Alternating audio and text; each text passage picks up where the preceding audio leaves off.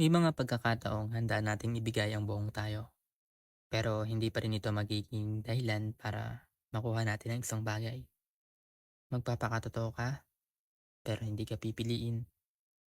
Magpapakahirap ka, pero hindi ka mapapansin. Marahil sadyang ganun nga talaga. Hindi lahat ng mga bagay na ating gusto ay bigla na lang lalapit sa atin at gagawin tayo nitong masaya. Ngunit sa mga panahong pakiramdam natin ay parang tinanggihan tayo ng kagustuhan, doon rin natin matututunan kung paano harapin ito ng may munting pag-asa at katibayan. Ang mga sandali ng ating pagkabigo ay hindi palatandaan ng kawalan natin ng halaga. Minsan, hindi lang iyon ang tamang lakbayin para sa atin. Hindi tamang bagay na makapagpapabuti sa atin. Hindi ibig sabihin na hindi tayo tinanggap ay hindi na rin tayo karapat-dapat. Sadyang parte ng ating pagkamulat ay ang maranasan ng mabigo. O baka naman may ibang bagay na mas nakalaan para sa atin.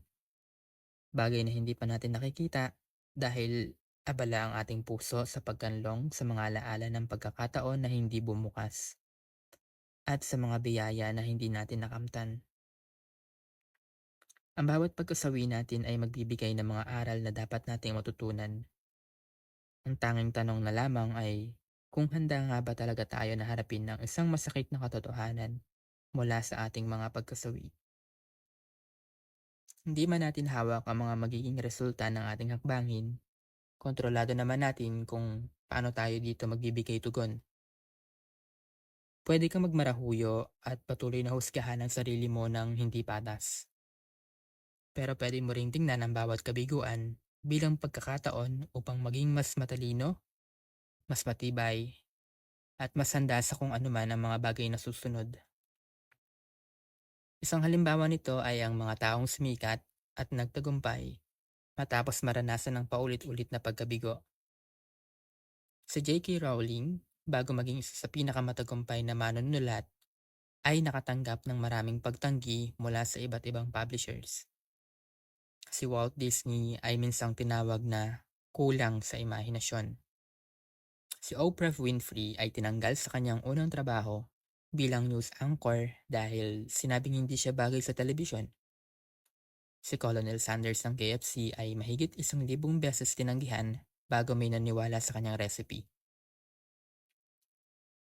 Kung ang mga kilalang tao na ito ay naisipan agad sumuko sa unang pagsubok pa lamang, hindi natin marahil makikilala ang kanilang mga gawa. Ang mga kabiguan ay hindi pangmatagalan na hatol sa ating landasin. Isa pang mahalagang bagay na dapat nating tandaan at maunawaan na huwag natin hayaan na ang bawat pagkasawi ay gawing personal. Hindi ito palaging tungkol sa atin. Hindi ito palaging dahil sa kulang tayo o hindi pa tayo handa. Minsan hindi lang talaga akma ang mga pagkakataon na ating kinakaharap. Hindi lang akma ang mga bawat sitwasyon. Pero hindi ibig sabihin na hindi tayo sapat bilang tao. Ang halaga natin ay hindi nakabatay sa kung tatanggapin ba tayo ng iba. Ito ay laging matatagpuan sa kung paano natin nakikita ang ating sarili, lalo na sa mga araw na walang pumapalakpak sa atin. Sa halip na matakot sa bawat pagkasawi, gamitin natin ang pagkakataon na ito upang harapin ang isang takot na magbubukas ng panibagong tapang sa atin. Sa halip na umiwas sa kabiguan, alamin natin kung ano ang mga aral na maaari nating makuha mula sa mga ito. Minsan ang dahilan kung ba't tayo nasasaktan ay dahil masyado nating iniuugnay ang ating pagkatao sa mga bagay na wala naman tayong kontrol. Pero ang tunay na lakas ay nasa kakayahan nating magsimula ulit kahit ilang beses man tayong makaranas ng mga pagkabigo.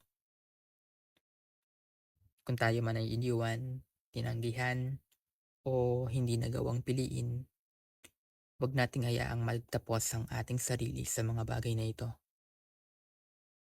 Ang mga tao na totoong para sa atin ay ating matatagpuan sa panahon na handa na ang ating mga puso. Ang mga pagkakataong talagang nakalaan para sa atin ay ating makakamtan kapag handa na tayong salubungin ng mga ito. Ang mga bagay na hindi natuloy ay nagsisilbing isang proteksyon minsan sa atin at hindi isang parusa na kailangan nating bitbitin. Ang mga bagay na hindi ibinigay ay nagdadala sa atin patungo sa mas tamang landasin. Magawa sana nating patawarin ang ating sarili sa mga pagkakataong naramdaman nating hindi tayo sapat. Makatakas sana tayo sa mga pangungusga natin sa ating mga sarili. Hindi natin kailangang ikumpara ang pagdaloy natin sa iba. Hindi natin kailangang maging perpekto muna para lang masabi na karapat-dapat tayo. Sapat na ang manatili tayong matatag at huwag natin hayaan ang mga pagkabigo na maging dahilan ng ating paghinto. Sa bandang huli, ang pinakamahalagang bagay ay ang bumalik sa ating sarili. Kaya kung nararamdaman natin sa ngayon ang isang mabigat na kawalang pag-asa, hayaan natin itong lumipas kasabay ng panahon.